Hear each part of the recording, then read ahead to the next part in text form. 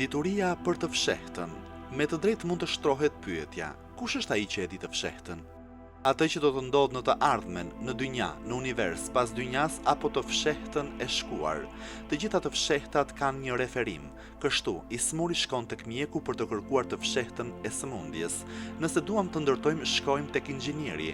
Nëse kemi punë me dru, shkojmë te marangozi e të tjerë. Po, nëse duam të njohim të fshehtën, ku të shkojmë? Cili është ai që e njeh të ardhmen, e cila është në vetvete një pjesë e së fshehtës? Sipas Islamit, përgjigjja e prerë dhe definitive është askush nuk e di të fshehtën përveç Allahut të madhëruar. Ne si mysliman nuk pohojmë, as pretendojmë të themi se ndokush a ndonjë krijesë gjallëse mund ta di të fshehtën.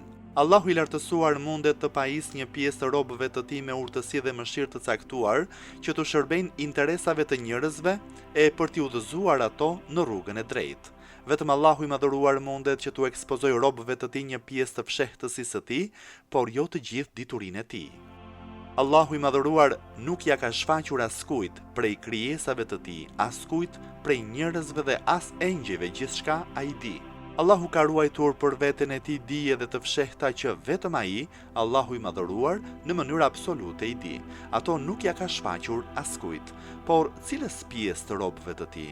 Disa nga robët e Allahut të madhëruar, të cilëve u është shfaqur një pjesë e dijes së fshehtë të Allahut të madhëruar, janë pejgamberët dhe të dërguarit, si dhe një pjesë e engjëjve.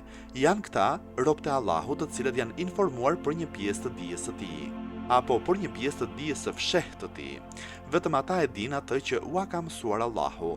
Ata din aq sa i ka informuar ai dhe jo më shumë. Ata nuk pretendojnë më shumë se aq dhe ky është vetëm kufiri i temës. Allahu i madhëruar thot nga ajo që ai di, të tjerët din vetëm aq sa ai ka dëshiruar. Allahu i lartësuar është ai që e përcakton se kujt ja jap dijen, sasinë e diturisë, kufirin e dijes dhe mënyrën e dhënies, qoftë dije fshehtë apo çfarëdo lloj dije qoftë.